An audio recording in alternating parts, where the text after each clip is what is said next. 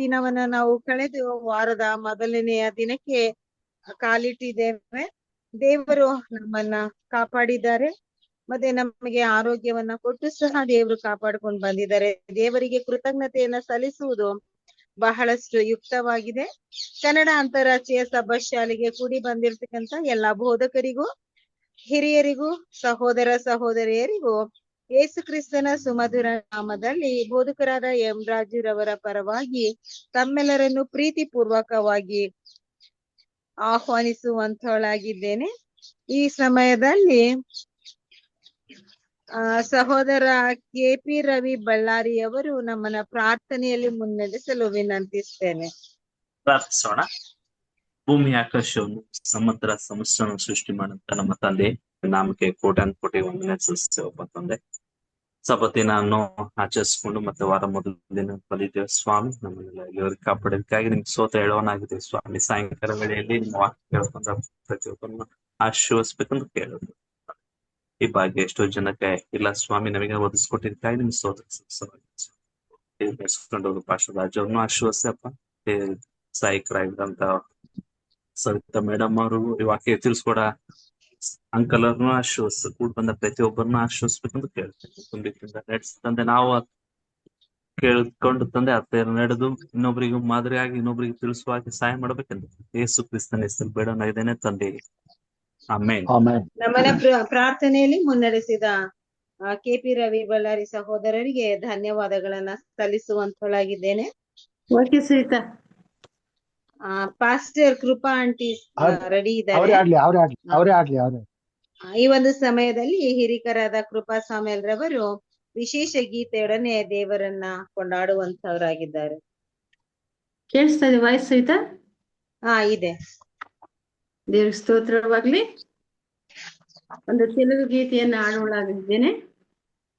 ఎవరు లేక ఒంటరినై అందరికీనే దూరమై, ఎవరు లేక ఒంటరినై అందరికీనే దూరమై అనాథగా నిలిచాను, నువ్వు రావాలేసయ్యా, నువ్వు రావాలేసయ్యా. ఎవరు లేక ఒంటరినై అందరికీనే దూరమై అనాథగా నిలిచాను, నువ్వు రావాలేసయ్యా, నువ్వు రావాలేసయ్యా. స్నేహితురನ್ನು నమ్మాను, మోసం చేశారు, బంధువులన్నీ నమ్మాను, ద్రోహం చేశారు. స్నేహితులను నమ్మాను, మోసం చేశారు, బంధువులన్నీ నమ్మాను, ద్రోహం చేశారు. దీనుడనై అంధుడనై అనాథగానే నిలిచాను, దీనుడనై అంధుడనై అనాథగానే నిలిచాను. నువ్వు రావాలేసయ్యా, నువ్వు రావాలేసయ్యా, నువ్వు రావాలేసయ్యా, నువ్వు రావాలేసయ్యా. ఎవరు లేక ఒంటరినై అందరికీనే దూరమై, ఎవరు లేక ఒంటరినై అందరికీనే దూరమై అనాథగా నిలిచాను, నువ్వు రావాలేసయ్యా, నువ్వు రావాలేసయ్యా. నేనున్నాను నేనున్నాను అందరూ అంటారు, కష్టాల్లో బాధల్లో తొలగిపోతారు. నేనున్నాను నేనున్నాను అందరూ అంటారు, కష్టాల్లో బాధల్లో తొలగిపోతారు. దీనుడనై అంధుడనై అనాథగానే నిలిచాను, దీనుడనై అంధుడనై అనాథగానే నిలిచాను. నువ్వు రావాలేసయ్యా, నువ్వు రావాలేసయ్యా, నువ్వు రావాలేసయ్యా, నువ్వు రావాలేసయ్యా. ఎవరు లేక ఒంటరినై అందరికీనే దూరమై, ఎవరు లేక ఒంటరినై అందరికీ దూరమై అనదగా నిలిచాను నూరావాలేసయ్యా. చిరకాలం నీ ప్రేమ కలకాలం ఉండాలి, శాశ్వతమైన నీ ప్రేమ కలకాలం ఉండాలి. చిరకాలం నీ ప్రేమ కలకాలం ఉండాలి, శాశ్వతమైన నీ ప్రేమ కలకాలం ఉండాలి. దీనుడనై అంధుడనై అనాథగానే నిలిచాను, దీనుడనై అంధుడనై అనాథగానే నిలిచాను. నువ్వు రావాలేసయ్యా, నువ్వు రావాలేసయ్యా. ఎవరు లేక ఒంటరి అందరికేనే దూరమై, ఎవరు లేక ఒంటరినై అందరికేనే దూరమై అనాథగా నిలిచాను. నువ్వు రావాలేసయ్యా, నువ్వు రావాలేసయ్యా. ಆಮೆನ್. ವಿಶೇಷ ಆಮೆನ್. ಗೀತೆಯನ್ನ ಹಾಡಿದ ಹಿರಿಕರಾದ ಕೃಪಾ ಸಾಮ್ಯಲ್ ರವರಿಗೆ ಧನ್ಯವಾದಗಳನ್ನ ಸಲ್ಲಿಸ್ತೇನೆ. ಈ ಒಂದು ಸಮಯವು ಸಬ್ಬತ್ ಶಾಲೆಯ ಪಾಠವನ್ನ ಕಲಿತಕ್ಕಂತ ಸಮಯವಾಗಿದೆ. ನಾವು 3ನೇ ತ್ರೈಮಾಸಿಕದಲ್ಲಿ ಕಲಿತಕ್ಕಂತ ಒಂದು ಪಾಠವು ವಿಮೋಚನ ಕಾಂಡ ಪುಸ್ತಕವಾಗಿದೆ. ನಾವು ಇಲ್ಲಿವರೆಗೂ 2 ಪಾಠಗಳನ್ನ ಕಲ್ತಿದ್ದೇವೆ. ಮೊದಲನೇ ಪಾಠದಲ್ಲಿ ದಬ್ಬಾಳಿಕೆ ಅಂದ್ರೆ ಮೋಶೆಯ ಹಿನ್ನೆಲೆ ಮತ್ತು ಜನನದ ಕುರಿತಾಗಿ ಕಲ್ತಿದ್ದೇವೆ. ತದನಂತರದಲ್ಲಿ ಉರಿಯುವ ಮುಳ್ಳಿನ ಪೊದೆ ಅಂದ್ರೆ ಮೋಶೆಯನ್ನ ದೇವರು ಆಯ್ಕೆ ಮಾಡ್ಕೊಂಡದ್ದು, ಆತನು ಹೇಳ್ದಂತ ನೆಪಗಳು, ಕೊನೆಯದಾಗಿ ಆತನು ಹೋಗೋದಿಕ್ಕೆ ಸಮ್ಮತಿಯನ್ನ ಸೂಚಿಸ್ತಕ್ಕಂಥದ್ದನ್ನ ನಾವು ಕಲ್ತಿದ್ದೇವೆ. ಈ ದಿನದಲ್ಲಿ 3ನೆಯ ಪಾಠಕ್ಕೆ ನಾವು ಕಾಲಿಟ್ಟಿದ್ದೇವೆ. ಹೊಸ ಪಾಠವನ್ನ ಕಲಿಯುವಂತವರಾಗಿದ್ದೇವೆ. ಮೋಶೆಯ ಸೇವೆಯ ಆರಂಭದಲ್ಲಿ ಉಂಟಾದ ತೊಂದರೆಗಳು, ಈ ಒಂದು ಪಾಠವನ್ನ ಕುರಿತಾಗಿ ನಾವು ಈ ದಿನದಲ್ಲಿ ಕಲಿಯುವಂತವರಾಗಿದ್ದೇವೆ. ಇಲ್ಲಿ ಸ್ವರ್ಣ ವಾಕ್ಯವನ್ನ ಓದ್ಕೊಳ್ಳೋಣ. ಬಳಿಕ ಮೋಶೆ ಆರೋನರು ಫರೋಹನ ಸನ್ನಿಧಿಗೆ ಹೋಗಿ, ಇಸ್ರಾಯೇಲರ ದೇವರಾದ ಯೆಹೋವನು ನನ್ನ ಜನರು ನನಗಾಗಿ ಅರಣ್ಯದೊಳಗೆ ಜಾತ್ರೆ ನಡೆಸುವಂತೆ ಅವರಿಗೆ ಅಪ್ಪಣೆ ಕೊಡಬೇಕೆಂದು ಹೇಳಿದ್ದಾನೆ ಅಂದನು. ಅದಕ್ಕೆ ಫರೋಹನು, ಯೆಹೋವನೆಂಬುವನು ಯಾರು? ನಾನು ಅವನ ಮಾತನ್ನು ಕೇಳಿ ಇಸ್ರಾಯೇಲರನ್ನು ಹೋಗಗೊಡಿಸುವುದೇಕೆ? ಯೆಹೋವನು ಯಾರೋ ನನಗೆ ಗೊತ್ತಿಲ್ಲ. ಇದು ಮಾತ್ರವಲ್ಲದೆ ಇಸ್ರಾಯೇಲರು ಹೊರಟು ಹೋಗುವುದಕ್ಕೆ ನಾನು ಒಪ್ಪುವುದೇ ಇಲ್ಲ ಅಂದನು. ಈ ಒಂದು ವಾಕ್ಯದ ಮೂಲಕವಾಗಿ ಸಬ್ಬಶಾಲೆಯ ಪಾಠವನ್ನ ಕಲಿಸಿಕೊಡ್ತಕ್ಕಂಥವ್ರನ್ನ ಪರಿಚಯ ಮಾಡಿಕೊಳ್ಳೋದು ಬಹಳಷ್ಟು ಇಷ್ಟವಾಗಿದೆ. ಹಿರಿಕರಾದ ಚಿನ್ನಪ್ಪ ಸಾತ್ವಿಕ್ರವರು ಮೈಸೂರು ಸಭೆಯ ಹಿರಿಯ ಸದಸ್ಯರಾಗಿದ್ದಾರೆ. ಅವರನ್ನ ಯೇಸು ಕ್ರಿಸ್ತನ ಸುಮಧುರ ನಾಮದಲ್ಲಿ ಪ್ರೀತಿಪೂರ್ವಕವಾಗಿ ಈ ದಿನದ ಸಬ್ಬತ್ ಶಾಲೆಯ ಪಾಠದ ಪೀಠಿಕೆಯನ್ನ ತಿಳಿಸಿಕೊಡಲು ಸ್ವಾಗತಿಸ್ತೇನೆ. ಹಿರಿಕರೇ, ಇದು ನಿಮ್ಮ ಅಮೂಲ್ಯ ಸಮಯವಾಗಿದೆ. ಧನ್ಯವಾದಗಳು ಸೋದರಿ. 3ನೇ ತ್ರೈಮಾಸಿಕದ 3ನೇ ಪಾಠವನ್ನ ಅಧ್ಯಾಯವನ್ನ ಕಲೀಲಿಕ್ಕೆ ನಾವು ಇವತ್ತು ಕೂಡಿ ಬಂದಿದ್ದೇವೆ. ಕೂಡಿ ಬಂದಿರುವ ನಿಮ್ಮೆಲ್ಲರನ್ನು ನಾನು ಮತ್ತೊಮ್ಮೆ ಯೇಸು ಕ್ರಿಸ್ತನ ಹೆಸರಿನಲ್ಲಿ ಸ್ವಾಗತ ಕೋರುವನಾಗಿದ್ದೇನೆ. 3ನೇ ಪಾಠದ ಶೀರ್ಷಿಕೆ ಮೋಶೆಯ ಸೇವೆಯ ಆರಂಭದಲ್ಲಿ ಉಂಟಾದ ತೊಂದರೆಗಳು. ಮೋಶೆ ದೇವರಿಂದ ನೇಮಿಸಲ್ಪಟ್ಟಾಗ್ಯೂ ದೇವರು ಆತನಿಗೆ ವಾಗ್ದಾನಗಳನ್ನು ನೆರವೇರಿಸುವ ದೇವರು ನಾನಾಗಿದ್ದೇನೆ, ಅಬ್ರಹಾಮನ ದೇವರು, ಇಸಾಕನ ದೇವರು, ಯಾಕೋಬನ ದೇವರು, ಅವರಿಗೆ ಮಾಡಿದಂತ ವಾಗ್ದಾನಗಳನ್ನ ನೆರವೇರಿಸುವ ದೇವರು ನಾನಾಗಿದ್ದೇನೆ ಎಂದು ಹೇಳಿ ಪೂರ್ಣ ಭರವಸೆಯನ್ನು ಕೊಟ್ಟು ಮೋಶೆಗೆ ಧೈರ್ಯ ತುಂಬಿ ಆತನಲ್ಲಿದ್ದಂತ ಕೊರತೆಗಳಿಗೆ ಎಲ್ಲಾ ಒಂದು ಸಿದ್ಧತೆಗಳನ್ನ, ಅವನಿಗೆ ಏನೇನು ಕೊರತೆ ಇದೆ ಅಂತ ಅವನು ಪ್ರಾಮಾಣಿಕವಾಗಿ ಹೇಳುವಂತವನಾಗಿದ್ದಾನೆ. ಮೋಶೆಯ ವಿಷಯದಲ್ಲಿ ನಾವೇನಂತೇವೆ, ಅವನು ಹಿಂಜರಿದ ಅಂತ. ಹಿಂಜರಿಲಿಕ್ಕೆ ಅವನಿಗೆ ಕಾರಣ ಇದೆ. ಇದು ದೊಡ್ಡ ಒಂದು ಕೆಲಸ, ಜವಾಬ್ದಾರಿಯುತವಾದ ಕೆಲಸವಾಗಿದೆ. ಮೋಶೆಯು ಐಗುಪ್ತ ದೇಶದಿಂದ ತಪ್ಪಿಸಿಕೊಂಡು ಅಂದ್ರೆ ಪಾರಾಗಿ ಅವನು ಮಿದ್ಯಾನ್ ದೇಶಕ್ಕೆ ಬಂದಿದ್ದಾನೆ. ರಾಜನ ಶಿಕ್ಷೆಗೆ ಒಳಗಾಗುತ್ತೇನೆ, ಅಲ್ಲಿ ಇದ್ದ ಪಕ್ಷದಲ್ಲಿ ತನ್ನ ಜೀವಕ್ಕೆ ಒಂದು ಅಪಾಯವಿದೆ ಎಂಬುದನ್ನ ಅರಿತುಕೊಂಡು ಅವನು ಮಿದ್ಯಾನ್ ದೇಶಕ್ಕೆ ಓಡಿ ಬಂದಿದ್ದಾನೆ. ಮಿದ್ಯಾನ್ ದೇಶದಲ್ಲಿ ಆತನು 40 ವರ್ಷಗಳ ಕಾಲ ಕುರಿಗಳನ್ನ ಕಾಯುವ ಕುರುಬನಾಗಿ ಅವನಿಗೆ ಬೇಕಾದಂತ ತಾಳ್ಮೆ, ಸಹನೆ, ಕರುಣೆ, ಆಹಿನೆ, ಒಂದು ಜವಾಬ್ದಾರಿ ಹೇಗೆ ಇರ್ತದೆ, ಒಂದು ಮೂಕ ಪ್ರಾಣಿಗಳನ್ನ ನಾವು ಹೇಗೆ ನಡೆಸ್ಕೊಂಡು ಹೋಗ್ಬೇಕಾಗುತ್ತೆ, ಅವುಗಳ ಸಮಸ್ಯೆಗಳನ್ನ ನಾವೇ ಹೇಗೆ ಅರ್ಥ ಮಾಡ್ಕೊಂಡು ಅವಳ ಸಮಸ್ಯೆಗಳನ್ನ ಬಗೆಹರಿಸಬೇಕಾಗುತ್ತೆ, ಅವುಗಳ ಅವುಗಳಿಗೆ ಬರುವಂತ ಅಪಾಯಕ್ಕೆ ನಾವು ಹೇಗೆ ಧೈರ್ಯದಿಂದ ಎದುರುಗೊಳ್ಬೇಕು, ನಾವು ನಿಲ್ಲಬೇಕಾಗುತ್ತೆ.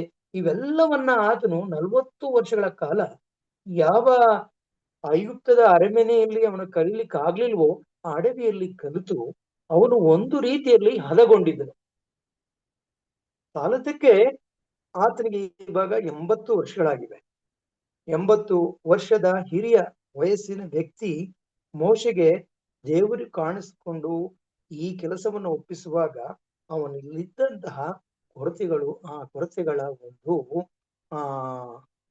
ಪರಿಚಯ ಅವನಿಗೆ ಚೆನ್ನಾಗಿತ್ತು.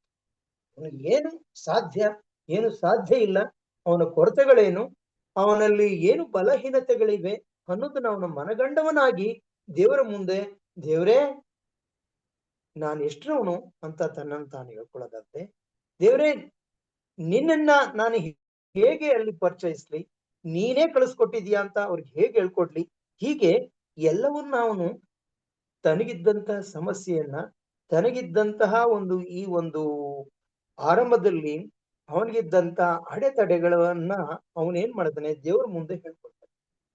ದೇವರು ಎಲ್ಲದಕ್ಕೂ ಪರಿಹಾರವನ್ನ ಕೊಡ್ತಾನೆ. ಕಡೆಗೆ ಸ್ವಾಮಿ ನನ್ನ ಬದಲಾಗಿ ಇನ್ಯಾರಾದ್ರೂ ನೇಮಿಸು ಅಂತ ಹೇಳುವಾಗ ಅವ್ರ ಅಣ್ಣನ್ನೇ ಅವನ ಬದಲಾಗಿ ಅವನ ಮಾತಾಡ್ಲಿಕ್ಕೆ ನನಗೆ ಸಾಲೋದಿಲ್ಲ, ನನ್ನ ಬಾಯಿ ಅಷ್ಟೊಂದು ಫ್ಲೂಯೆಂಟ್ ಆಗಿ ಮಾತನಾಡ್ಲಿಕ್ಕೆ ಆಗಲ್ಲ, ನನ್ನ ಮಾತಲ್ಲಿ ಮಂದವಳವನು ಅಂತ ಹೇಳುವಾಗ ಅದಕ್ಕೂ ದೇವರು ಪರಿಹಾರವನ್ನ ಕೊಟ್ಟು ಆರೋನನ್ನ ಜೊತೆ ಮಾಡಿ ಕಳಿಸುವಾಗ ಇವಾಗ ಯಾವ ಸ್ಥಳದಿಂದ ಆತನು ಓಡಿ ಬಂದಿದ್ದನು, ಯಾವ ಸ್ಥಳದಲ್ಲಿ 40 ವರ್ಷಗಳ ಕಾಲ ಅಲ್ಲಿದ್ದನೋ ಆ ಸ್ಥಳಕ್ಕೆ ಇವಾಗ ಮತ್ತೆ ಹೋಗ್ತಾ ಇದ್ದಾನೆ. ಇವಾಗ ಆತನು ಎದುರುಗೊಳ್ಳುವಂತಹ ಫರೋಹರಾಜನೇ ಬೇರೆ, ಅವನು ಬೆಳೆದಂತ ಕಾಲದಲ್ಲಿ ಇದ್ದಂತ ಫರೋಹರಾಜನೇ ಬೇರೆ. ಇವಾಗ ಆತನು ಈ ರಾಜನ ಮುಂದೆ ನಿಂತುಕೊಳ್ಳುವಂತಹ ಒಂದು ಸಂದರ್ಭವನ್ನ ಇಲ್ಲಿ ಕಾಣ್ತೇವೆ. ಈಗ ಅವನಿಗೆ ಎಲ್ಲಾ ವಿಷಯದಲ್ಲೂ ಮನದಟ್ಟ, ದೇವರು ನನ್ನ ಜೊತೆಗಿದ್ದಾನೆ, ದೇವರ ದಂಡವನ್ನ ಕೈಯಲ್ಲಿ ಇಟ್ಕೊಂಡಿದ್ದಾನೆ, ದೇವರು ಹೇಳಿದಂತೆ ಆ ದಂಡವನ್ನ ಅವನು ಸರ್ಪವನ್ನಾಗಿಯೂ ಅದನ್ನ ಮತ್ತೆ ದಂಡವನ್ನಾಗಿ ಮಾಡಿಕೊಳ್ಳುವಂತಹ ಅವನಿಗೆ ಆ ಒಂದು ಪವಾಡ ಅವನಿಗೆ ಗೊತ್ತಿದೆ. ಅದ್ಭುತ ಮಾಡುವಂತಹ ಒಂದು ದೇವರು ಹೇಳ್ಕೊಟ್ಟದನ್ನ ಮಾಡ್ಲಿಕ್ಕೆ ಗೊತ್ತಿದೆ. ಸಾಲದಕ್ಕೆ ದೇವರು ಅವನಿಗೆ ಸಂಪೂರ್ಣವಾಗಿ ಅವನಿಗೆ ಧೈರ್ಯ ತುಂಬಿ ಕಳಿಸುವಾಗ ಇಲ್ಲಿ ಆರಂಭದಲ್ಲಿ ಅವನೇನ್ ಅಂದ್ಕೊಳ್ತಾನೆ, ದೇವ್ರು ನನ್ ಕಳಿಸಿದಾನೆ, ದೇವ್ರು ನನ್ನ ಕೊರತೆಯನ್ನ ನೀಗ್ಲಿಕ್ಕೆ ಸಾಧ್ಯ ಇದೆ, ನನಗೆ ಬರುವಂತಹ ಕಷ್ಟಗಳು, ನನಗೆ ಬರುವಂತಹ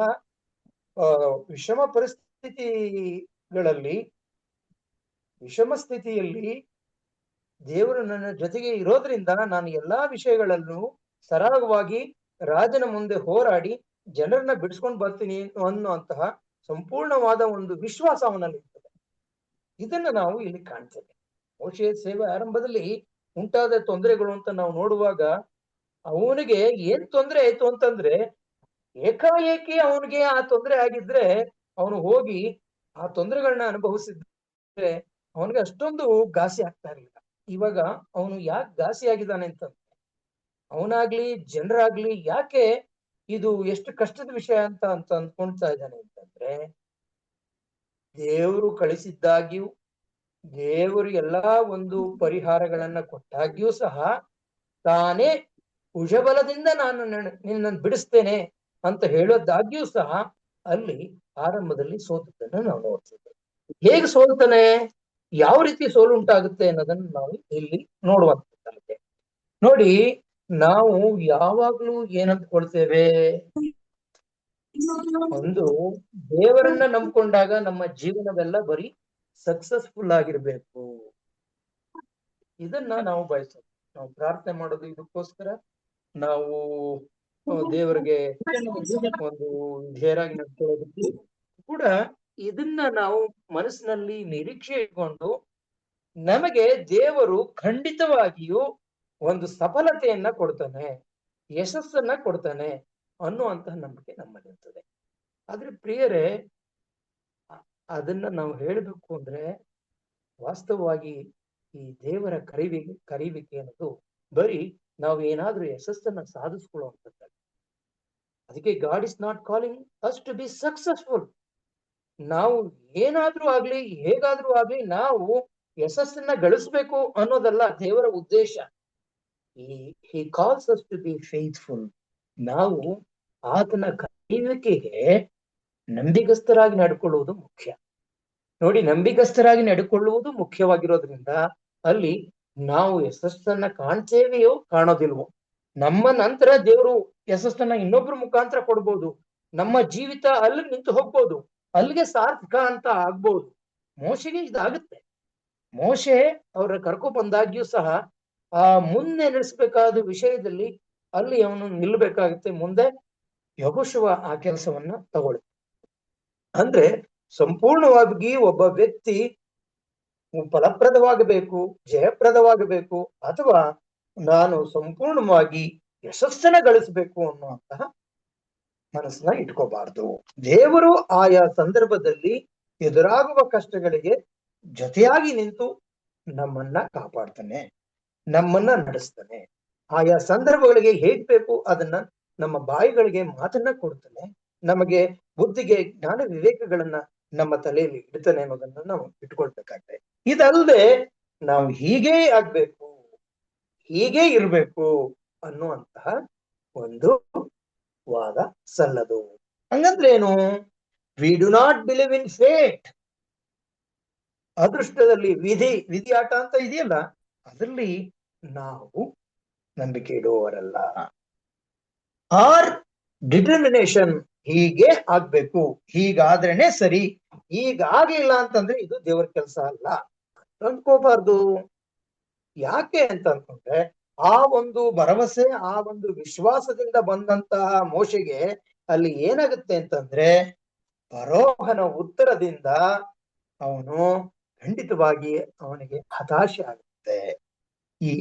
ಯಾಕೆ ಹತಾಶೆ ಅಂತಂದ್ರೆ, ಅವನು ನಿನ್ನ ಜನರಿಗೆ ನಾನು ಕಳಿಸುವ ಮಾತಿರ್ಲಿ, ಆದ್ರೆ ಇಟ್ಟಿಗೆನ ತಯಾರು ಮಾಡ್ಲಿಕ್ಕೆ ಬೇಕಾದಂತ ಆ ಹುಲ್ಲಿದೆಯಲ್ಲ ನೋಡಿ, ಆ ಹುಲ್ಲನ್ನು ಕೂಡ ನಾನು ಸಪ್ಲೈ ಮಾಡೋದಿಲ್ಲ. ಇದುವರೆಗೂ ನಾನು ಸಪ್ಲೈ ಮಾಡ್ತಾ ಇದ್ದೆ, ಇವಾಗ ಹುಲ್ಲನ್ನ ನೀವೇ ಅದನ್ನ ಏರ್ಪಾಟ್ ಮಾಡ್ಕೊಂಡು ಅದನ್ನ ಸಂಗ್ರಹಿಸ್ಕೊಂಡು ಇಟ್ಟಿಗೆಗಳನ್ನ ನೀವು ಮಾಡ್ಬೇಕು.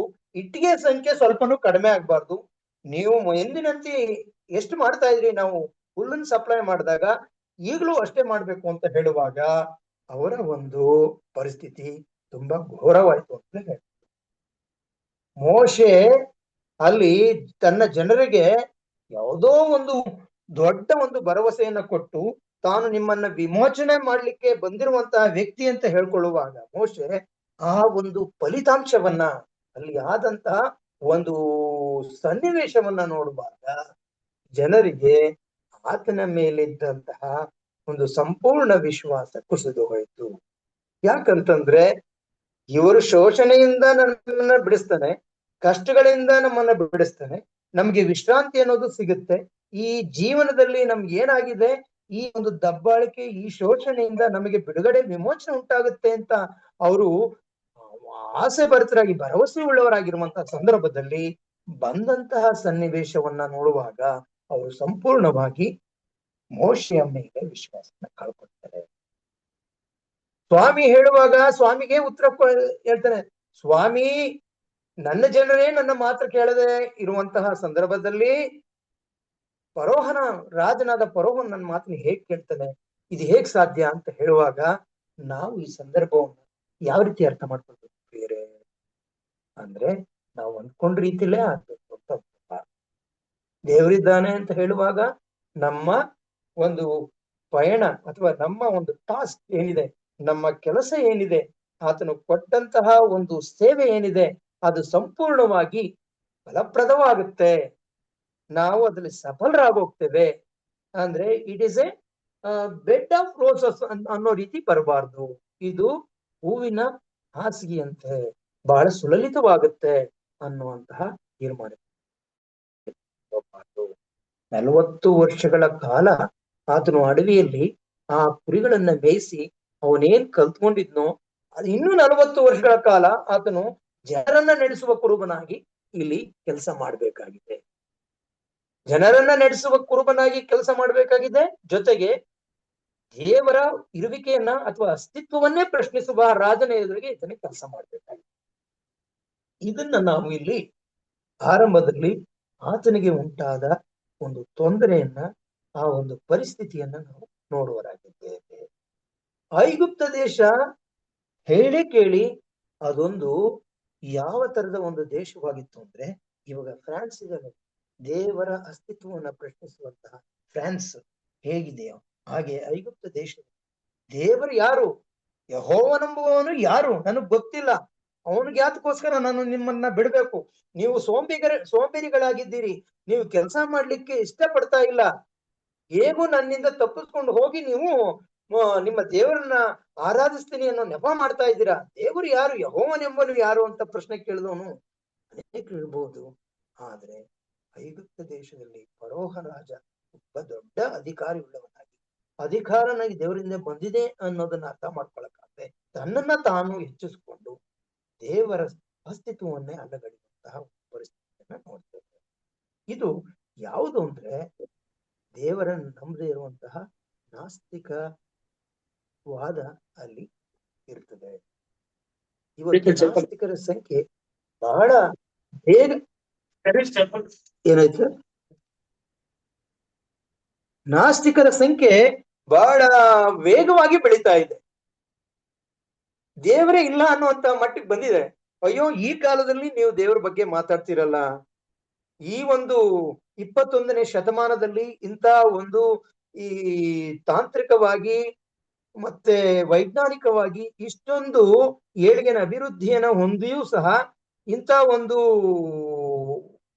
ಜೀವಿತವನ್ನ ನೋಡಿಯೂ ಸಹ ಈವಾಗ ನೀವು ದೇವ್ರ ಬಗ್ಗೆ ಮಾತಾಡ್ತಿರಲ್ಲ, ಅದರಲ್ಲೂ ದೇವರು ಪುನರುತ್ಥಾನ ಹೊಂದದ ಅಂತ ಹೇಳ್ತೀರಿ, ಯೇಸು ಕ್ರಿಸ್ತನು ಸತ್ತನು ಅಂತ ಹೇಳ್ತೀರಿ, ಸತ್ತು ಎದ್ದನು ಅಂತ ಹೇಳ್ತೀರಿ, ಇದು ಹೇಗೆ ಸಾಧ್ಯವೇ ಇಲ್ವಲ್ಲ, ಇದು ಹೀಗಲ್ಲ, ಇದು ವಿಜ್ಞಾನ ಹೀಗೆ ಹೇಳುತ್ತೆ. ನಾವು ಇಲ್ಲಿ ಪ್ರಕೃತಿಯಲ್ಲಿ ನಾವು ಜೀವಿಗಳಾಗಿದ್ದೇವೆ, ಪ್ರಕೃತಿ ನಮ್ಮನ್ನ ಕಾಪಾಡುತ್ತೆ, ಪ್ರಕೃತಿಯಲ್ಲಿ ನಮ್ಗೆಲ್ಲ ದೊರಕುತ್ತೆ. ಹಾಗಾಗಿ ನೀವ್ ಹೇಳ್ತಾ ಇರುವ ದೇವರು ಅನ್ನೋದು ಕೇವಲ ಕಲ್ಪನೆ ಅನ್ನುವಂತಹ ಒಂದು ನಿರ್ಧಾರಕ್ಕೆ ಬರ್ತಾರೆ. ಇಂತಹ ಪರಿಸ್ಥಿತಿ ಐಗುಪ್ತ ದೇಶದಲ್ಲಿತ್ತು. ಈಜಿ ವೈಟ್ ಅವರು ಹೇಳ್ತಾರೆ, ಯಾವ ರಾಜರು ಕೂಡ ಅಥವಾ ಯಾವ ಒಂದು ಸಂಸ್ಥಾನವೂ ಕೂಡ ಸಂಪೂರ್ಣವಾಗಿ ದೇವರನ್ನ ಅಲ್ಲಗಳೆಯುವಂತಹ ಕೆಲಸವನ್ನ ಐಗುಪ್ತ ದೇಶದಂತೆ ಯಾರು ಮಾಡ್ಲಿಲ್ಲ. ಉದಾಹರಣೆಗೆ ನೀವು ತಗೊಳ್ಳಿ, ನೆಬೂಕದ್ನೆಚ್ಚರನು ಆರಂಭದಲ್ಲಿ ದೇವರಂತೆ ಹೆಚ್ಚಿಸ್ಕೊಂಡಾಗ್ಯೂ ಸಹ ದೇವರನ್ನ ಕಂಡುಕೊಳ್ತಾರೆ.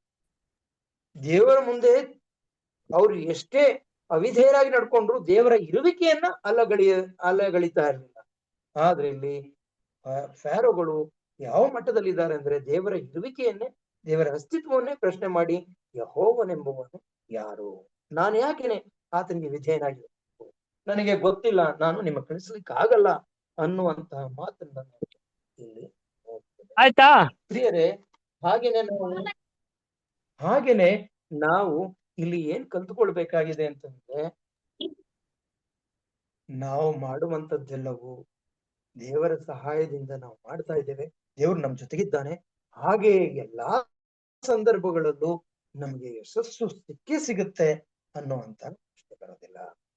ನಾವು ಎಷ್ಟೇ ಪ್ರತಿಭಾವಂತರಾಗಿರ್ತೀವಿ, ನಾವು ಎಷ್ಟೇ ಏನು ಚಾತುರ್ಯ ಉಳ್ಳವರಾಗಿದ್ರು ಸರಿ, ಬಲಾಢ್ಯರಾಗಿದ್ರು ಸರಿ, ಜ್ಞಾನಿಗಳಾಗಿದ್ರು ಸರಿ, ಹೇಳ್ತಾನೆ ದೇವರು, ನಾನು ಯಾವುದೇ ಆಯುಧದ ಸಹಾಯದಿಂದ ಅವರನ್ನ ಮಣಿಸೋದಿಲ್ಲ, ಅವರನ್ನ ನಾನು ತಪ್ಪಿಸೋದಿಲ್ಲ, ಆದ್ರೆ ನನ್ನ ಭುಜಬಲ ಪರಾಕ್ರಮವನ್ನು ಅವ್ರಿಗೆ ತೋರಿಸ್ತೀನಿ ಅಂತ ಹೇಳುವಾಗ ದೇವರು ತನ್ನ ಒಂದು ಅದ್ಭುತದಿಂದ, ತನ್ನ ಭುಜಬಲ ಪರಾಕ್ರಮದಿಂದ ಆ ಇಸ್ರಾಯೇಲರನ್ನ ಆ ಒಂದು ಐಗುಪ್ತದಿಂದ ಕಾನಾನ್ ದೇಶಕ್ಕೆ ಕರ್ಕೊಂಡು ಬರೋದನ್ನ ನಾವು ಕಾಣ್ತೇವೆ. ಇಲ್ಲಿ ಏನಾಗುತ್ತೆ ಅಂತಂದ್ರೆ, ಮೋಶೆಗೆ ಹೆಜ್ಜೆ ಹೆಜ್ಜೆಗೂ ಕಷ್ಟಗಳಿಲ್ಲ. ಮೋಶೆಗೆ ಪ್ರತಿದಿನ ಅವನ ಒಂದು ಸ್ಥಿತಿ ಹೇಗಾಗುತ್ತೆ ಅಂದ್ರೆ, ಜನರು ಮೋಶೆ ನೀನ್ ಯಾಕಪ್ಪ ನಮ್ಮನ್ನ ಕರ್ಕೊಂಡ್ ಬಂದೆ, ಯಾಕಪ್ಪ ಈ ಕೆಲಸ ಮಾಡ್ದೆ ನೀನು ಅಂತ ಹೇಳಿ ಅವನನ್ನ ಪ್ರಶ್ನೆ ಮಾಡಿ ಅವನನ್ನ ವಿರುದ್ಧವಾಗಿ ನಿಂತು ಅವನ ಮೇಲೆ ಕಲ್ಲು ಎತ್ಕೊಂಡು ಹೊಡೆಯುವಂತ ಒಂದು ಸಂದರ್ಭಗಳು ಬಂದ್ಬಿಡ್ತವೆ. ಇದನ್ನ ನಾವು ನೋಡುವಾಗ ಮೋಶೆ ಹೇಳಿದಂತಹ ಒಂದು ಅಥವಾ ಕೊಟ್ಟಂತಹ ಒಂದು ಏನಿದೆ ಕಾರಣಗಳು ಖಂಡಿತವಾಗಿಯೂ ಅಲ್ಲಿ ಅದೇ ಆಗಿದೆ. ಮನುಷ್ಯನಿಗೆ ಇದೆಲ್ಲ ಸಾಧ್ಯವೇ ಇಲ್ಲ. ಒಂದು ರಾಜನ ಮುಂದೆ ನಿಂತು, ಒಂದು ಇಡೀ ಸೈನ್ಯ ಮುಂದೆ ನಿಂತು ಆ ಒಂದು ಶೋಷಣೆಗೆ ಅಥವಾ ದಬ್ಬಾಳಿಕೆಗೆ ಒಳಗಾದ ಜನಾಂಗವನ್ನ ಕರ್ಕೊಂಡ್ ಬರ್ಬೇಕು ಅಂತಂದ್ರೆ ಸಂಪೂರ್ಣವಾಗಿ ಅವರು ಆ ಜನಾಂಗದ ಮೇಲೆ ಡಿಪೆಂಡ್ ಆಗೋಗಿರ್ತಾರೆ. ಎಲ್ಲಾ ಕೆಲಸಗಳನ್ನ ಅವ್ರು ಮಾಡ್ತಾ ಇರ್ತಾರೆ. ಬಿಟ್ಟಿ ಕೆಲಸವನ್ನ ಮಾಡಿಸ್ಕೊಳ್ತಾ ಇರುವಂತಹ ಸಂದರ್ಭದಲ್ಲಿ ಆ ಜನಾಂಗವನ್ನ ಬಿಡ್ಲಿಕ್ಕೆ ಯಾರು ಕೂಡ, ಅದರಲ್ಲೂ ಈ ಫರೋಹ ಮಾತ್ರ ಒಪ್ಪೋದೇ ಇಲ್ಲ. ಆ ಒಂದು ಸಂದರ್ಭವನ್ನೇ ದೇವರು ಚೆನ್ನಾಗಿ ಬಳಸ್ತಾರೆ. ಫರೋಹನು ಒಪ್ಪದೇ ಇರುವಂತದ್ದು, ಜನರು ಭರವಸೆ ಇಲ್ಲದೆ ಇರುವಂತದ್ದು, ಇಡೀ ಐಗುಪ್ತ ದೇಶದ ಜನರು ದೇವರನ್ನ ಅವರು ಅಲ್ಲಗಳೆಯುವಂಥದ್ದು. ಆ ಸಂದರ್ಭವನ್ನ ನೋಡಿ ದೇವರು ತಾನು ಎಂಥವನು, ತಾನು ಏನನ್ನ ಮಾಡ್ತೇನೆ ಅನ್ನೋದನ್ನ ಅಲ್ಲಿ ಸ್ಪಷ್ಟವಾಗಿ ತಿಳಿಸ್ಲಿಕ್ಕೆ ಸಾಧ್ಯವಾಗುತ್ತೆ. ಬೇರೆ ಇದನ್ನೇ ತಾನೇ ನಾವು ಈ 3ನೇ ಒಂದು ಪಾಠದಲ್ಲಿ ಕಲಿತಾ ಹೋಗ್ತೇವೆ. ಸೋಮವಾರದ ಪಾಠದಲ್ಲಿ ಆರಂಭದಲ್ಲಿ ಬಂದ ತೊಂದ್ರೆ ಅದು ನಾನು ಹೇಳಿದೆ. ಹಾಗೇನೆ ಮಂಗಳವಾರದ ಪಾಠದಲ್ಲಿ ನಾನು ಎಂಬ ದೈವಿಕವಾದ ಹೇಳಿಕೆ, ಮುಂದೆ ಮಾತನಾಡಲು ನಾನು ಜಾಣನಲ್ಲ, ನಾನು ಮಾತಾಡ್ಲಿಕ್ಕೆ ಜಾಣನಲ್ಲ ಅಂತ ಹೇಳ್ತೇನೆ. ನಿಜವಾಗಿಯೂ ಅಲ್ಲಿ ಜಾಣತನ ತೋರ್ಲಿಕ್ಕೆ ಆಗಲ್ಲ. ಅದು ಎಷ್ಟೇ ಜಾಣನಾಗಿದ್ದಾಗಿಯೂ ಆತನಿಗೆ ಆರೋನನು, ಅವನ ಅಣ್ಣನಾದ ಆರೋನು ಸಹಾಯಕನಾಗಿದ್ದಾಗಿ ಇಲ್ಲಿ ವಿಫಲರಾಗೋದು, ಇಲ್ಲಿ ಸೋಲನ್ನ ನೋಡುವಾಗ ಅವನು ಮತ್ತೆ ಒಪ್ಕೊಳ್ತಾನೆ ನಾನು ಜಾಣನಲ್ಲ ಅಂತ. ದೇವರು ಮತ್ತೆ ಅವನಿಗೆ ಭರವಸೆ ಕೊಡ್ತಾನೆ, ನಾನು ನಿನ್ನನ್ನು ನಡೆಸ್ತೇನೆ ಅಂತ, ನಿನ್ನನ್ನು ಫರೋಹನಿಗೆ ದೇವರ ಸ್ಥಾನದಲ್ಲಿ ನೇಮಿಸಿದ್ದೇನೆ. ಇದನ್ನ ನಾವು ಏನ್ ಮಾಡ್ತೇವೆ ಇವತ್ತು ಬೇರೆ ರೀತಿಯಲ್ಲಿ ಈ ಒಂದು ಪಾಠಗಳನ್ನ ಜನರು ಬೇರೆ ರೀತಿ ಅರ್ಥ ಮಾಡ್ತಾರೆ. ಅದರಲ್ಲೂ ಇಸ್ಲಾಂ ಧರ್ಮದವರು ಏನ್ ಮಾಡ್ತಾರೆ, ಈ ಹಳೆ ಒಡಂಬಡಿಕೆಯಲ್ಲಿ ಅಬ್ರಹಾಮನಿರ್ಬೋದು, ಇಸಾಕನಿರ್ಬೋದು, ಯಾಕೋಬನಿರ್ಬೋದು, ಮೋಶೆ ನಡೆಸ್ಕೊಂಡ್ ಬಂದಿದ್ದು ಎಲ್ಲವನ್ನ ಅವರು ನಂಬ್ಕೊಳ್ತಾರೆ. ಆದ್ರೆ ಅವ್ರು ಏನ್ ಹೇಳ್ತಾರೆ ಅಂತಂದ್ರೆ, ಯೇಸು ಕ್ರಿಸ್ತನು ನಡ್ಸ್ಕೊಂಡ್ ಬಂದ್ನು, ಯೇಸು ಕ್ರಿಸ್ತನು ದೇವರಾಗಿದ್ನು ಅನ್ನೋದನ್ನ ಮಾತ್ರ ಅವರು ಒಪ್ಕೊಳ್ಳೋದಿಲ್ಲ. ಇಲ್ಲಿ ದೇವರ ಯೆಹೋವನ ದೂತನು ಸ್ವತಃ ಯೇಸು ಕ್ರಿಸ್ತನು ಅನ್ನೋದು ನಾವು ಸ್ಪಷ್ಟವಾಗುತ್ತೆ. ಎಲ್ಲಾ ಸಂದರ್ಭಗಳಲ್ಲಿ ಯೆಹೋವನ ದೂತನು ಅಂತ ಬರೋದು, ಆತನೇ ಮಾತಾಡೋದು. ಆತನ ಮಾತಾಡುವಾಗಲೂ ಯೆಹೋವನೇ ಮಾತಾಡೋದನು ಅಂತ ಹೇಳುವಾಗ ಯೆಹೋವನ ಸಂದೇಶಕನಾಗಿದ್ದಾನೆ ಅಂದ್ರೆ ಯೆಹೋವನ ವಾಕ್ಯ ಈತನು ಆಗಿರೋದ್ರಿಂದ ಅಲ್ಲಿ ಬರುವಂತಹ ಮಾತುಗಳು, ಸಂಭಾಷಣೆಗಳು ಎಲ್ಲ ಯೇಸು ಕ್ರಿಸ್ತನ ಜೊತೆ ನಡೆದಂತ ಸಂಭಾಷಣೆ ಆಗಿದೆ. ಇದನ್ನ ಜನರು ಒಪ್ಕೊಳ್ತಾ ಇದ್ದಾರೆ. ಏನ್ ಹೇಳ್ತಾರೆ, ಯೇಸು ಸ್ವಾಮಿ ಇಡೀ ಸತ್ಯವೇದದಲ್ಲಿ ಎಲ್ಲೂ ತನ್ನನ್ನ ತಾನು ದೇವರು ಅಂತ ಕರ್ಕೊಂಡಿಲ್ವಲ್ಲ, ತನ್ನನ್ನೇ ಆರಾಧಿಸಿ ಅಂತ ಹೇಳಿಲ್ವಲ್ಲ, ಆತನ ಶಿಷ್ಯರು ಇದನ್ನೇ ಹೇಳ್ತಾ ಇದ್ದಾರೆ, ಹಾಗಾಗಿ ನಾವು ಒಪ್ಪೋದಿಲ್ಲ ಅನ್ನೋ ಮಾತನ್ನ ನಾನು ನೋಡಿದ್ದೇನೆ, ಕೇಳಿಸ್ಕೊಳ್ತಾ ಇರ್ತೇವೆ. ಆದ್ರೆ ಖಂಡಿತವಾಗಿಯೂ ಯಾವಾಗ್ಲೂ ಯೇಸು ಕ್ರಿಸ್ತನು ತನ್ನನ್ನ ತಾನು ಪರಲೋಕದಿಂದ ಇಳಿದು ಬಂದ ರೊಟ್ಟಿ ಅಥವಾ ನಾನು ದೇವರಿಂದ ಕಳಿಸಲ್ಪಟ್ಟವನು ಅಂತ ಹೇಳೋದನ್ನೇ ಅವ್ರ ಜನರಿಗೆ ಒಪ್ಸೋದ್ ಕಷ್ಟ ಆಗಿರುವಾಗ ತನ್ನ ದೇವರು ಅಂತ ಹೇಳ್ಕೊಳ್ಳಿಕ್ಕೆ ಅದು ಸಂದರ್ಭ ಇರುತ್ತೆ. ಯಾಕಂದ್ರೆ ರಾಜನು ಅಂತ ಹೇಳ್ಕೊಳ್ಲಿಕ್ಕೂ ಆಗದೆ ಇರುವಂತಹ ಸಂದರ್ಭ. ಯಾಕಂದ್ರೆ ಅವನು ಬಡವನಾಗಿ ಬಂದಿದ್ದಾನೆ, ಗೋದಲಿಯಲ್ಲಿ ಹುಟ್ಟಿದ್ದಾನೆ, ಕೇವಲ ಒಂದು ಸಾಧಾರಣ ವ್ಯಕ್ತಿಯಾಗಿ ಅಲ್ಲಿ ಜೀವಿಸ್ತಾ ಇದ್ದಾನೆ. ಅವನಿಗೆ ಯಾವುದೇ ಸೈನ್ಯವಿಲ್ಲ, ಯಾವುದೇ ಒಂದು ದೊಡ್ಡ ಗುಂಪಿಲ್ಲ, ಅಥವಾ ಅವನಿಗೆ ಯಾವ ಸರ್ಕಾರದ ಒಂದು ಸಪೋರ್ಟ್ ಇಲ್ಲ. ಇಂಥ ಸಂದರ್ಭದಲ್ಲಿ ಆತನು ಹೇಳುವ ಮಾತುಗಳನ್ನೇ ಅವರು ಸಂದೇಹ ಪಡ್ತಾ ಇರುವಾಗ, ತನ್ನನ್ನ ತಾನು ದೇವರು ಅಂತ ಹೇಳ್ಕೊಂಡಿದ್ದ ಪಕ್ಷದಲ್ಲಿ ಖಂಡಿತವಾಗಿಯೂ ಪರಿಹಾಸ್ಯಕ್ಕೆ ಒಳಗಾಗ್ತಾ ಇದ್ನು, ಅವರು ಪರಿಹಾಸ್ಯ ಮಾಡ್ತಾ ಇದ್ರು. ಆದ್ರೆ ಆತನು ಕೊಡುವಂತಹ ವಾಕ್ಯಗಳು, ಆತನು ತನ್ನ ಬಗ್ಗೆ ಹೇಳುವಂತಹ ವಾಕ್ಯಗಳು ಅದನ್ನು ಖಂಡಿತವಾಗಿ ದೇವರು ಸ್ಪಷ್ಟಪಡುತ್ತೆ. ನಾನೇ ಮಾರ್ಗವು, ನಾನೇ ಜೀವವು, ನಾನೇ ಸತ್ಯವೂ ಆಗಿದ್ದೇನೆ ಅಂತ ಹೇಳುವಾಗ ಆ ಮಾತುಗಳು ಇದು ದೇವರಾಗಿರೋ ಒಬ್ಬ ವ್ಯಕ್ತಿಯಿಂದ ಬರಬೇಕಾದ ಮಾತುಗಳು ಹೊರತು ಒಬ್ಬ ಸಾಮಾನ್ಯ ವ್ಯಕ್ತಿಯಿಂದ ಬರ್ತಲ್ಲ. ಹಾಗಾಗಿ ಜನರು ಏನ್ ಹೇಳ್ತಾರೆ, ಯೇಸು ಕ್ರಿಸ್ತನು ನಿಜವಾಗಿಯೂ ತಂದೆಯಾದ ದೇವರಿಗೆ ಸರಿಸಾಮಾನಲ್ಲ. ಅವನು ದೇವರು ಅನ್ಸ್ಕೊಂಡಿರೋದು ಯಾವ ರೀತಿಲಿ ಅಂತಂದ್ರೆ, ಮೋಶೆ ಹೇಗೆ ಫರೋಹನಿಗೆ ದೇವರು ಅಂತ ಕರ್ಕೊಂಡೋ ಹಾಗೆ ಯೇಸು ಕ್ರಿಸ್ತನು ದೇವರಾಗಿರ್ಬೋದು, ಆತನು ಮೋಶೆಯ ರೀತಿ ಒಬ್ಬ ದೇವರಾಗಿರ್ತಾನೆ ಅನ್ನೋ ವಾದ ಮಾಡ್ತಾ ಇದಾರೆ. ಆದ್ರೆ ಯೇಸು ಕ್ರಿಸ್ತನೇ ನಮ್ಮ ಸೃಷ್ಟಿಕರ್ತ, ಯೇಸು ಕ್ರಿಸ್ತನೇ ನಮಗೆ ನಮ್ಮ ದೇವರಾಗಿದ್ದಾರೆ, ಯೇಸು ಕ್ರಿಸ್ತನೇ ನಮ್ಮ ರಕ್ಷಕನಾಗಿದ್ದಾರೆ, ನಮ್ಮ ವಿಮೋಚಕನಾಗಿದ್ದಾರೆ.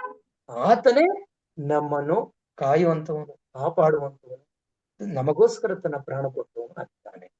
ದೇವರು ನಮಗೋಸ್ಕರ ಪ್ರಾಣ ಕೊಡದಿದ್ರೆ ಆತನ ಮೇಲೆ ನಾವು ಆರೋಪ ಹೊರಿಸ್ಬೋದಾಗಿತ್ತು, ಅಥವಾ ಸೈತಾನ್ಯ ಹೊರಿಸ್ತಿದ್ದ. ಏನ್ ಸ್ವಾಮಿ, ನೀನ್ ಸೃಷ್ಟಿ ಮಾಡಿದಂತ ಒಬ್ಬ ವ್ಯಕ್ತಿ ಆತನ ಬಿಡಿಸ್ಲಿಕ್ಕೆ ಇನ್ಯಾರೋ ಒಬ್ಬ ವ್ಯಕ್ತಿಯನ್ನು ಕಳಿಸ್ತಾ ಇದೆಯಲ್ಲ, ನೀನ್ ತಾನೇ ನಿನ್ ಪ್ರಾಣವನ್ನ ಕೊಡ್ಬೇಕಲ್ವಾ ಅಂತ ಸೈತಾನ್ಯ ಕೇಳಿರ್ತಿದ್ದ. ಆವಾಗ ದೇವರ ಅಲ್ಲದೆ ಇದ್ದಿದ್ರೆ, ಯೇಸು ಕ್ರಿಸ್ತನ ಅಲ್ಲದೆ ಇದ್ದರೆ, ದೇವರು ಇಲ್ಲದೆ ಇದ್ರೆ ಇನ್ಯಾರೋ ಒಬ್ಬನ್ನ ಕಳಿಸಿ ದೇವರು ಇನ್ಯಾರೋ ಮುಖಾಂತರ ಮನುಷ್ಯನ ಒಂದು ಪ್ರಾಣ ರಕ್ಷಣೆಗೆ ಅಥವಾ ವಿಮೋಚನೆಗೆ ಇನ್ಯಾರನ್ನೋ ಬಲಿಗೊಡುವಂತಹ ಒಂದು ಪರಿಸ್ಥಿತಿ ಉಂಟಾಗ್ತಿತ್ತು.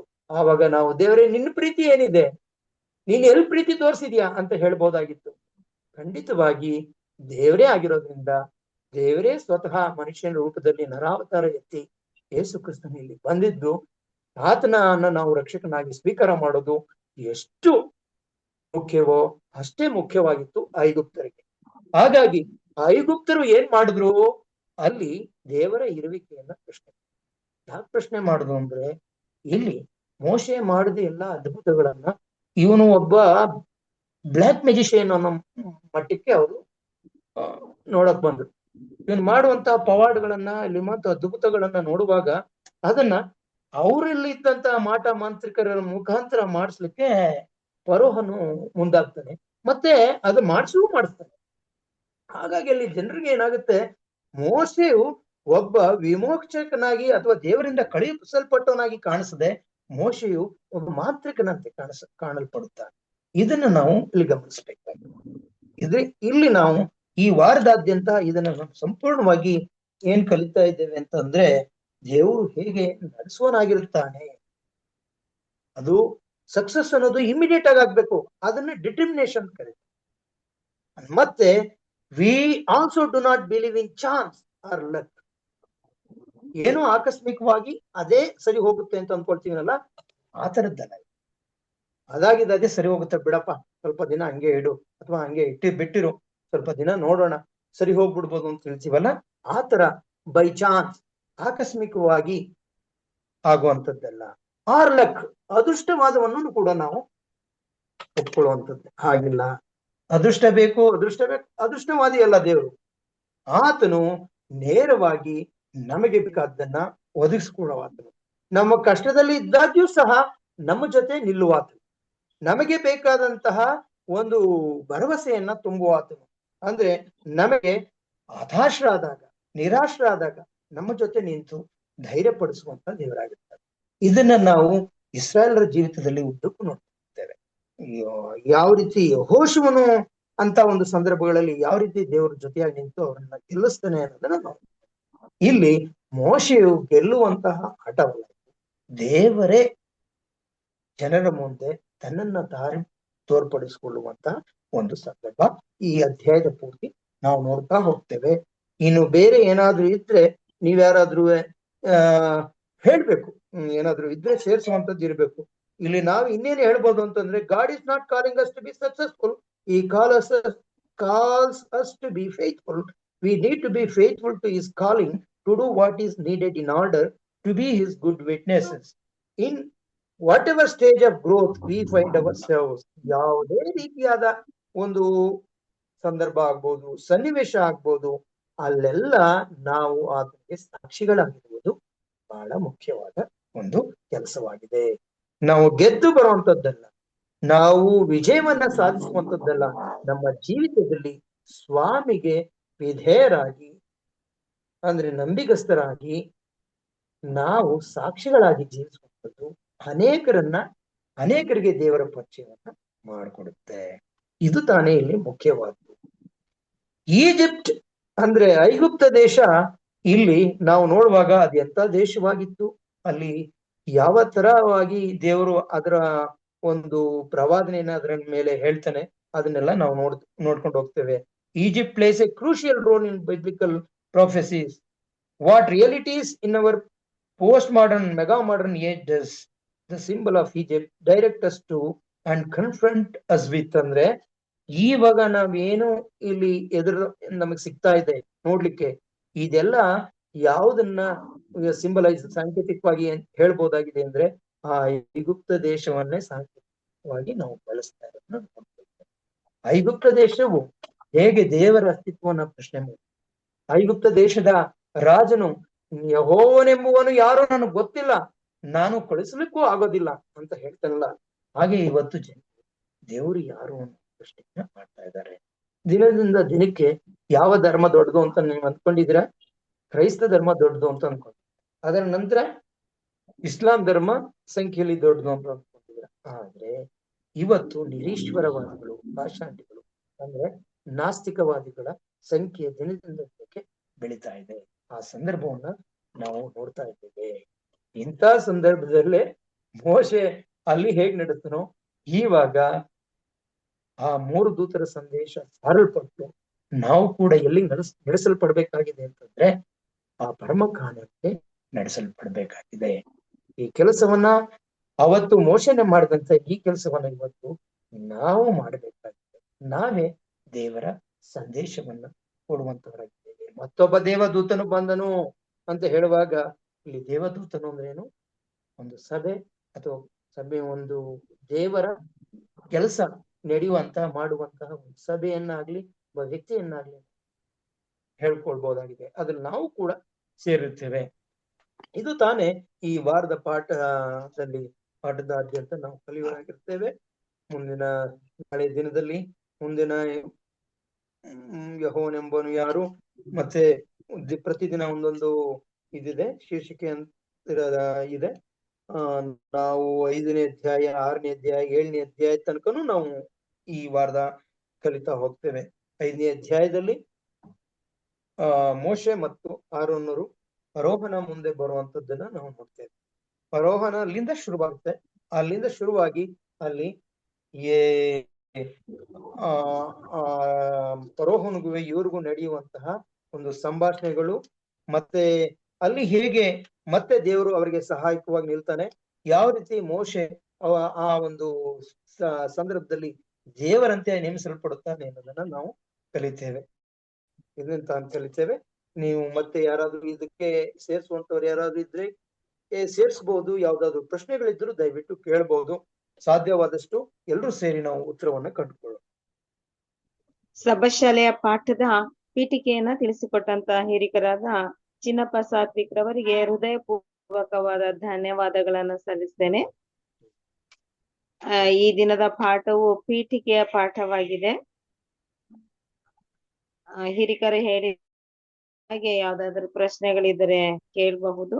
ನಿಮ್ಮ ಕೊಡುಗೆಗಳಿರುವುದಾದರೆ ಅದನ್ನು ಸಹ ನಮ್ಮೊಟ್ಟಿಗೆ ಹಂಚಿಕೊಳ್ಳಬಹುದಾಗಿ ಕೇಳುವಂತೊಳಗಿದ್ದೇನೆ. ಯಾವುದೇ ಪ್ರಶ್ನೆಗಳಿಲ್ಲದ ಪಕ್ಷದಲ್ಲಿ ಸಹೋದರ ಡೇವಿಡ್ ಎಚ್ ರಾಯಚೂರ್ ಅವರ ಜೊತೆ ಪ್ರಾರ್ಥನೆ ಮಾಡಿ ಬೋಧಕರಾದ ಎಸ್ ಟಿ ಸಾಲಮನ್ ಜೊತೆಯಲ್ಲಿ ನಾವು ಅಂತ್ಯಾಶೀರ್ವಾದವನ್ನ ಹೊಂದಿಕೊಳ್ಳುವ.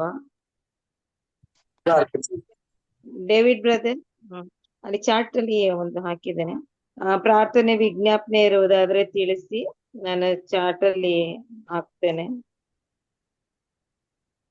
ಮೇಡಮ್ ನನಗೆ ಚಾರ್ಟ್ ಬಂದಿಲ್ಲ, ಇವಾಗ ಜಾಯಿನ್ ಆಗಿದ್ದೀನಿ, ಪ್ರಾರ್ಥನೆ ಮಾಡ್ತೀನಿ. ಅದೇ ಈಗ ಜಾಯಿನ್ ಈಗ ಬರುತ್ತೆ ನೋಡಿ.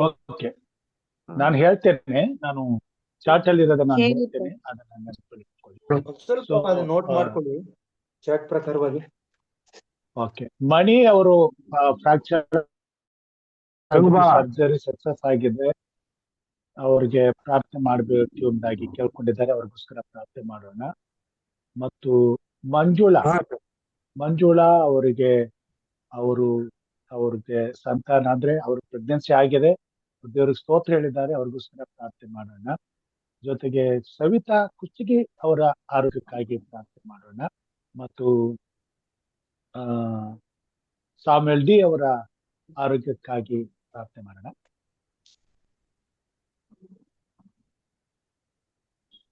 ಬರ್ಕೊಂಡ್ರಾ? ಹಾ ಸರ್, ಬರ್ಕೊಳಕ್ ಸರ್. ಮಣಿ ಅವ್ರಿಗಾಗಿ, ಮಂಜುಳಾ ಅವ್ರಿಗಾಗಿ, ಸವಿತಾ ಅವ್ರ ಆರೋಗ್ಯಕ್ಕಾಗಿ. ಈಗ ನೋಡ್ಬಹುದು ಚಾಟ್ ಅಲ್ಲಿ ಕಾಣಿಸುತ್ತೆ ಸಾಮೇಲ್ ಡಿ ಹೆಲ್ತ್ ಅವ್ರು ಬರ್ಕೊತಾ ಇದಾರೆ ಬಿಡಿ. Okay sir. ಸಾಮೇಲ್ ಡಿ ಅವರ ಹೆಲ್ತ್ಗಾಗಿ ಮಾಡಿ. ರೇಖಾ ಮೇಡಮ್, ರೇಖಾ ಅವ್ರಿಗೋಸ್ಕರ ಪ್ರಾರ್ಥನೆ ಮಾಡಿ. ಪ್ರಾರ್ಥನೆ ಮಾಡಿಕೊಳ್ಳೋದು ಸರ್.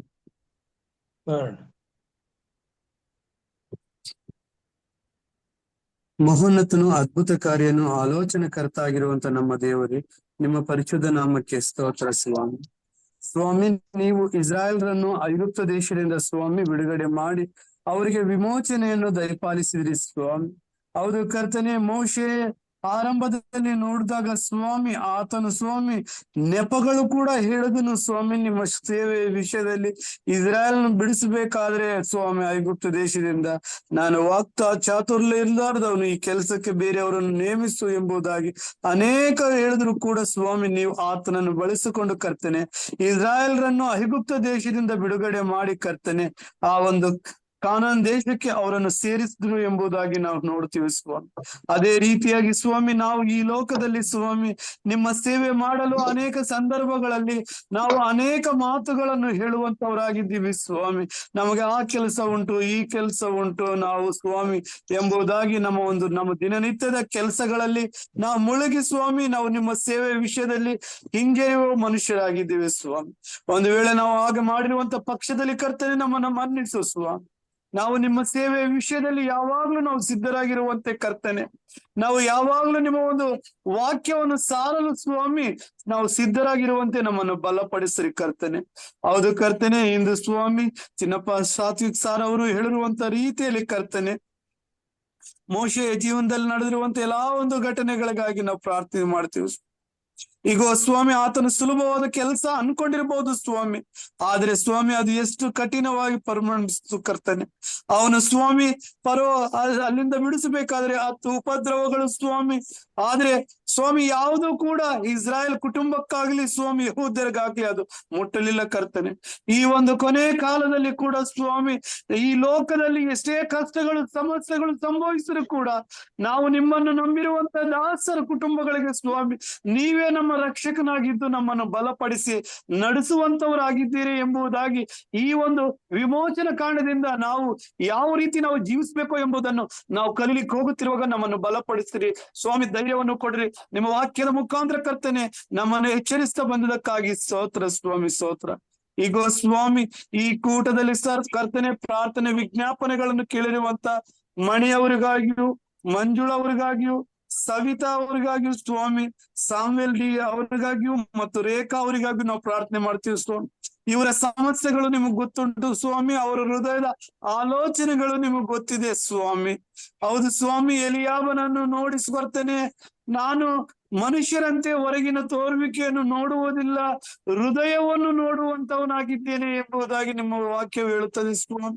ಸ್ವಾಮಿ, ಇವರ ಹೃದಯಗಳನ್ನು ನಿಮಗ್ ಗೊತ್ತುಂಟು ಸ್ವಾಮಿ, ಇವರ ಹೃದಯದ ಆಲೋಚನೆಗಳು ನಿಮ್ಗೆ ಗೊತ್ತುಂಟು ಸ್ವಾಮಿ. ಯಾರ್ಯಾರು ಯಾವ ಕಷ್ಟದಲ್ಲಿದ್ದಾರೋ, ಯಾವ ಸಮಸ್ಯೆದಲ್ಲಿದ್ದಾರೋ, ಯಾವ ಒಂದು ತೊಂದರೆಗಳಿಂದ ಅನುಭವಿಸ್ತಿದ್ದಾರೋ ಎಂಬುದಾಗಿ ನಿಮ್ಗೆ ಗೊತ್ತಿದೆ ಸ್ವಾಮಿ. ಅವು ಪ್ರತಿಯೊಬ್ಬರನ್ನು ನೀವು ಜ್ಞಾಪಿಸ್ಕೋರಿ ಸ್ವಾಮಿ. ಜ್ಞಾಪಿಸ್ಕೊಂಡು ಅವರಿಗೆ ಒಂದು ವೇಳೆ ಅನಾರೋಗ್ಯ ಇದ್ದಂತ ಪಕ್ಷದಲ್ಲಿ ಆರೋಗ್ಯವನ್ನು ದಯಪಾಲಿಸಿರಿ ಸ್ವಾಮಿ. ಮತ್ತು ಅದೇ ರೀತಿಯಾಗಿ ಸ್ವಾಮಿ ಈ ಝೂಮ್ ಕುಟುಂಬದಲ್ಲಿ ಸೇರಿರುವಂತ ನಿಮ್ಮ ಭಕ್ತಾದಿಗಳು ನಿಮಗ್ ಗೊತ್ತುಂಟು ಸ್ವಾಮಿ. ಪ್ರತಿಯೊಬ್ಬರ ಸಮಸ್ಯೆಗಳು ನಿಮಗ್ ಗೊತ್ತಿದೆ ಕರ್ತನೆ, ಪ್ರತಿಯೊಬ್ಬರ ಹೃದಯದ ಆಲೋಚನೆಗಳು ನಿಮಗ್ ಗೊತ್ತಿದೆ ದೇವರೇ. ನಮ್ಮ ದೇವರೇ ಯೆಹೋವನೇ, ನೀವು ಪ್ರತಿಯೊಬ್ಬರನ್ನು ನೋಡುವಂತ ದೇವರಾಗಿದ್ದೀರಿ ಸ್ವಾಮಿ. ಪ್ರತಿಯೊಬ್ಬರ ಸಮಸ್ಯೆಯನ್ನು ತೆಗೆದುಹಾಕ್ರಿ. ಕಷ್ಟದಲ್ಲಿ, ತೊಂದರೆಯಲ್ಲಿ, ಅನಾರೋಗ್ಯದಲ್ಲಿದ್ದಂತ ಪಕ್ಷದಲ್ಲಿ ಆರೋಗ್ಯ ಭಾಗ್ಯವನ್ನು ದಯಪಾಲಿಸಿರಿ ಕರ್ತನೆ.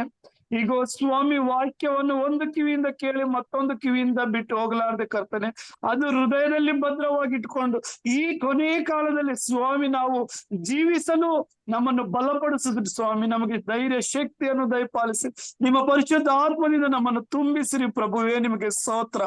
ಈಗ ಸ್ವಾಮಿ ಈ ಒಂದು ಪ್ರಾರ್ಥನಾ ಕೂಟವನ್ನು ನಡೆಸ್ಕೊಂಡು ಹೋಗುವಂತ ನಿಮ್ಮ ದಾಸರನ್ನು ಆಶೀರ್ವದಿಸಿರಿ ಸ್ವಾಮಿ. ಯಮರಾಜ್ ಸರ್ ಅವರನ್ನು, ಅವರ ಕುಟುಂಬವನ್ನು, ಅವರ ಮಕ್ಕಳನ್ನು, ಅವರ ಮೊಮ್ಮಕ್ಕಳನ್ನು, ಅವರ ಧರ್ಮಪತ್ನಿಯನ್ನು, ಪ್ರತಿಯೊಬ್ಬರನ್ನು ಆಶೀರ್ವದಿಸಿ ಸ್ವಾಮಿ. ಅವರು ಮಾಡುವಂತ ಸೇವೆಯನ್ನು ಆಶೀರ್ವದಿಸಿರಿ, ಅವರ ಸಭೆಯನ್ನು ಆಶೀರ್ವದಿಸಿರಿ, ಅಲ್ಲಿರುವಂತ ವಿಶ್ವಾಸಿಗಳನ್ನು ಕೂಡ ಆಶೀರ್ವದಿಸಿರಿ, ಬಲಪಡಿಸಿರಿ ಕರ್ತನೆ. ಮತ್ತು ಅದೇ ರೀತಿಯಾಗಿ ಸ್ವಾಮಿ ಇದಕ್ಕೆ ಸಹಾಯ ಮಾಡುತ್ತಿರುವ ಸ್ವಾಮಿ ಸರಿತಾ ಅವರನ್ನು ಕೂಡ ನೀವು ಆಶೀರ್ವದಿಸಿರಿ ಸ್ವಾಮಿ. ಅವರ ಸ್ವಾಮಿ ಬೋಧಕರಿಗೆ ಸಹಾಯ ಮಾಡುತ್ತಿರುವಾಗ ಕರ್ತನೆ ಇವರಿಬ್ಬರನ್ನು ಆಶೀರ್ವದಿಸಿ ಈ ಝೂಮ್ ಕುಟುಂಬವು ಇನ್ನ ಹೆಚ್ಚಾಗಿ ನಡೆದು ಇನ್ನ ಅನೇಕ ಆತ್ಮಗಳಿಗೆ ಸತ್ಯ ಸುವಾರ್ತೆ ಸಾರಲಿಕ್ಕಾಗುವಂತೆ ಬಲಪಡಿಸಿರಿ ಕರ್ತನೆ. ಹೌದು ಕರ್ತನೆ, ಒಂದೊಂದು ಪ್ರಾಂತದಲ್ಲಿ ಒಬ್ಬೊಬ್ರು ಇದ್ದೀವಿ ಸ್ವಾಮಿ. ನಾವು ರಾಯಚೂರಲ್ಲಿ ಒಬ್ರು, ಬೆಂಗಳೂರು ಒಬ್ರು, ಕೋಲಾರದಲ್ಲಿ ಒಬ್ರು, ಮತ್ತು ಅನೇಕ ಪ್ರಾಂತಗಳು, ಮೈಸೂರು ಪ್ರಾಂತಗಳಲ್ಲಿ ಒಬ್ಬೊಬ್ರು ಇದ್ದೀವಿ ಸ್ವಾಮಿ. ಎಲ್ಲರನ್ನು ಒಂದುಗೂಡಿಸುವ ಒಂದು ವೇದಿಕೆ ಆಗಿದೆ ಸ್ವಾಮಿ. ಇದನ್ನು ಬಲಪಡಿಸಿರಿ ಕರ್ತನೆ, ಅಭಿವೃದ್ಧಿ ಪಡಿಸಿರಿ. ಇದರಲ್ಲಿ ಸೇರಿ ಸತ್ಯ ವಾಕ್ಯಗಳನ್ನು ತಿಳಿದುಕೊಂಡು ಕರ್ತನೆ ನಾವು ಸ್ವಾಮಿ ನಮ್ಮ ಜೀವನದಲ್ಲಿ ಅಳವಡಿಸಿಕೊಂಡು ನಮ್ಮ ಸಭೆಗಳಲ್ಲಿ ಹೇಳಿ ಮತ್ತು ಇತರರಿಗೆ ನಾವು ದೇವರ ನಿಮ್ಮ ಒಂದು ಸತ್ಯ ಸಂದೇಶವನ್ನು ತಿಳಿಸಲು ನಮ್ಮನ್ನು ಬಲಪಡಿಸಿ ನಡೆಸ್ತಾ ಬರಬೇಕೆಂದು ನಮ್ಮ ಕರ್ತನು, ಒಡೆಯನು, ರಕ್ಷಕನೂ ಆಗಿರುವಂತ ನಜರೇತಿನ ಯೇಸುವಿನ ನಾಮದಲ್ಲಿ ಪ್ರಾರ್ಥನೆ ಬೇಡಿಕೊಳ್ಳುತ್ತೇವೆ ನಮ್ಮ ತಂದೆಯೇ. ಆಮೆನ್. ಆಮೆನ್. ಪರಲೋಕದ ಪ್ರಾರ್ಥನೆ ಮಾಡ್ಕೊಳ್ಳೋಣ. ಪರಲೋಕದಲ್ಲಿರುವ ನಮ್ಮ ತಂದೆಯೇ, ನಿನ್ನ ನಾಮವು ಪರಿಶುದ್ಧವೆಂದು ಎಣಿಸಲ್ಪಡಲಿ, ನಿನ್ನ ರಾಜ್ಯವು ಬರಲಿ, ನಿನ್ನ ಚಿತ್ತವು ಪರಲೋಕದಲ್ಲಿ ನೆರವೇರುವ ಪ್ರಕಾರ ಭೂಲೋಕದಲ್ಲಿಯೂ ನೆರವೇರಲಿ. ನಮ್ಮ ಅನುದಿನದ ಆಹಾರವನ್ನು ಇವತ್ತು ನಮಗೆ ದಯಪಾಲಿಸಿಕೊಡು. ನಮಗೆ ತಪ್ಪು ಮಾಡಿದವರನ್ನು ನಾವು ಕ್ಷಮಿಸಿದಂತೆ ನಮ್ಮ ತಪ್ಪುಗಳನ್ನು ಕ್ಷಮಿಸು. ನಮ್ಮನ್ನು ಶೋಧನೆ ಒಳಗೆ ಸೇರಿಸದೆ ಕೇಳಿನಿಂದ ತಪ್ಪಿಸು. ಯಾಕೆಂದರೆ ರಾಜ್ಯವು, ಬಲವು, ಮಹಿಮೆಯು ಸದಾಕಾಲ ನಿನ್ನದೇ ಸ್ವಾಮಿ. ಆಮೇನ್. ಕರ್ತನ ಆಶೀರ್ವಾದವನ್ನು ಹೊಂದಿಕೊಳ್ಳೋಣ.